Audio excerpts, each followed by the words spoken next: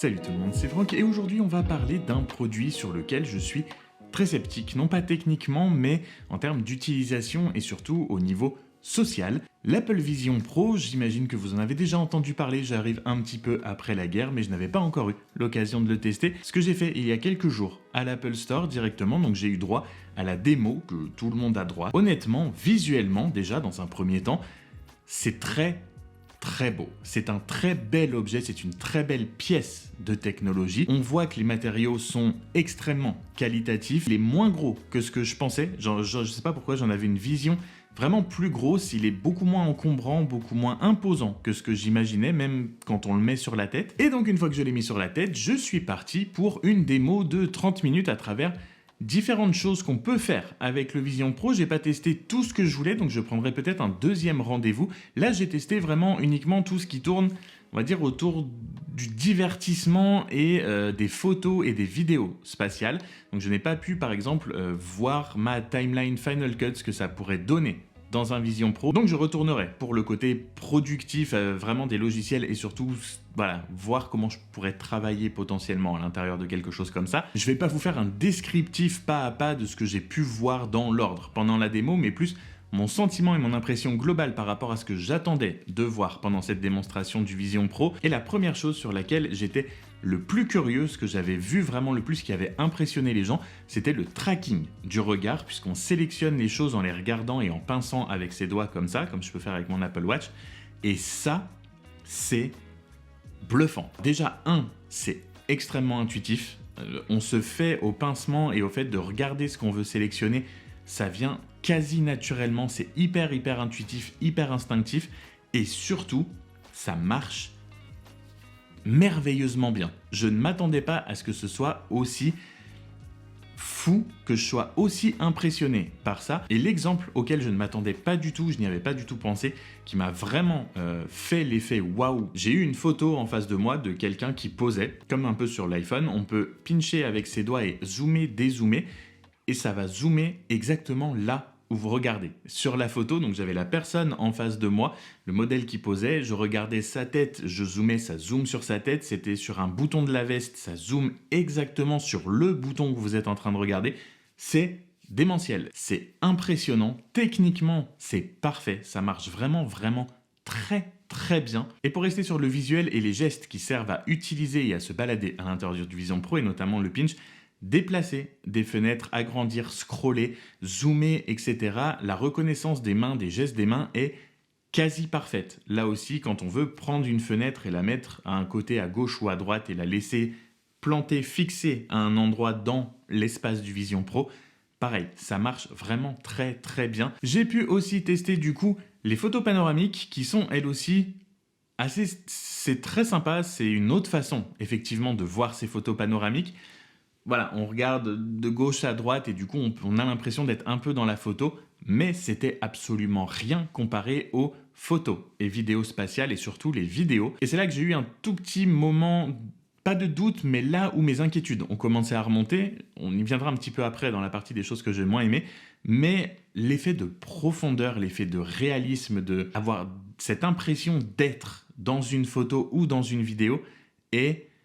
Je sais même pas comment vous dire, je sais même pas comment vous le décrire, irréel presque, on se perd tellement vite là-dedans, tellement c'est...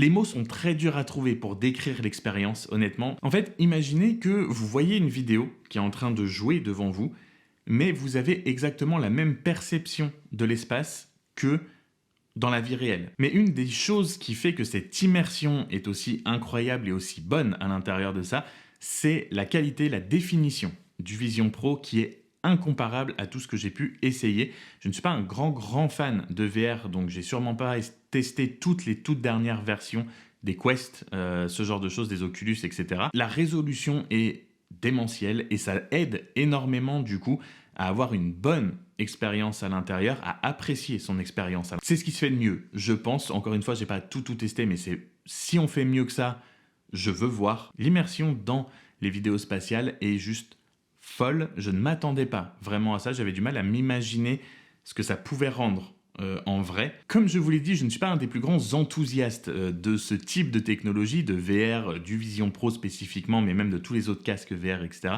Une, par contre, des utilisations pour lesquelles je l'imaginais extrêmement bien, c'était pouvoir avoir son petit cinéma personnel à l'intérieur du casque et notamment, par exemple, dans les transports. Mais je m'étais dit quand même pouvoir m'isoler dans l'avion de tous les gens autour de moi et pouvoir surtout avoir un énorme écran pour regarder un film ou une série, etc. Ça pourrait être quand même pas mal.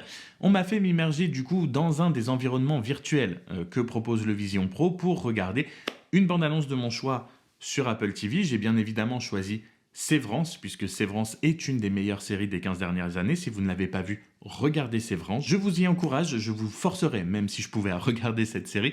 Mais donc, j'ai pu avoir ma petite expérience de nuit au bord d'un lac avec un écran absolument gigantesque pour regarder ma bande-annonce de Sévrance. Et c'est vrai que là, je me suis imaginé à ce moment-là, sans écouteurs en plus, on entend le son sort extrêmement bien du Vision Pro. Je ne sais pas exactement comment c'est fait, mais on a l'impression d'avoir des écouteurs, vraiment. C'est encore une fois, je vais utiliser beaucoup les mêmes mots, hein, mais c'est encore une fois assez bluffant. Et c'est vrai que là, je me suis dit, ouais, en avion, ça pourrait être quand même pas mal. C'est toujours 4 000 € pour regarder des films et des séries dans un avion. Ça fait toujours cher, mais l'expérience est quand même cool. Mais c'était encore pas la meilleure expérience qui m'ait fait vivre pendant cette petite demi-heure.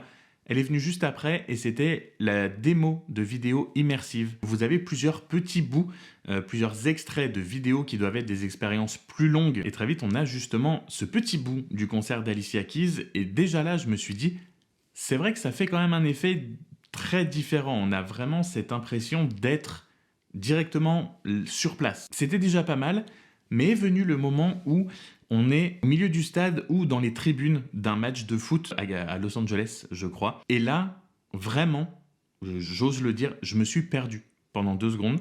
J'étais au stade. Vraiment.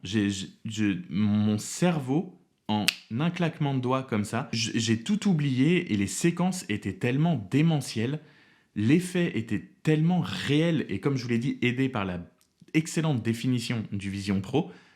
En 2 secondes, j'ai été transporté à l'intérieur du stade et est venu juste après ça des séquences de matchs de NBA, dont une très rapide mais qui m'a marqué, comme si on était dans un siège en courtside, vraiment les sièges qui sont tout au bord du terrain, les chaises pliantes qui coûtent des milliers de dollars, et on voit Steph Curry de dos en train de prendre un shoot à 3 points.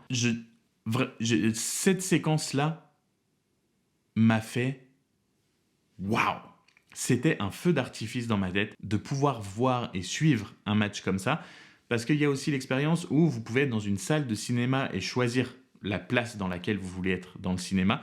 Si vous voulez choisir tel siège, plus proche, plus à droite, plus devant, plus en haut. Si on peut avoir des matchs dans le futur diffusés comme ça, avec différents points qu'on peut choisir et se balader à l'intérieur, autour du stade ou autour de l'arène de basket, waouh!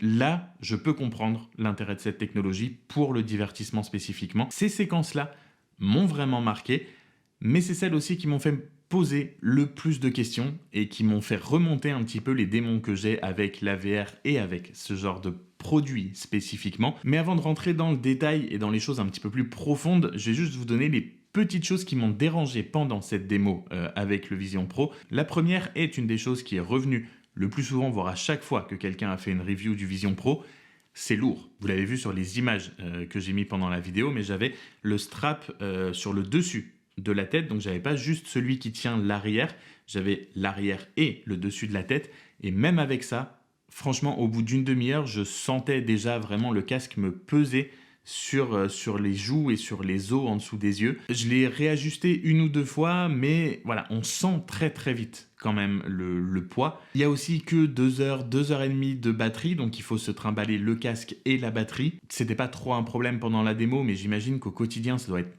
un petit peu chiant quand même, on va pas se mentir. Et surtout, je vous ai pas mal parlé d'immersion, d'avoir l'impression d'être vraiment dans une vidéo, dans un environnement spécifique ou quoi que ce soit, mais il y a une chose qui peut venir très vite vous casser cette immersion, je trouve, c'est le champ de vision assez rétréci.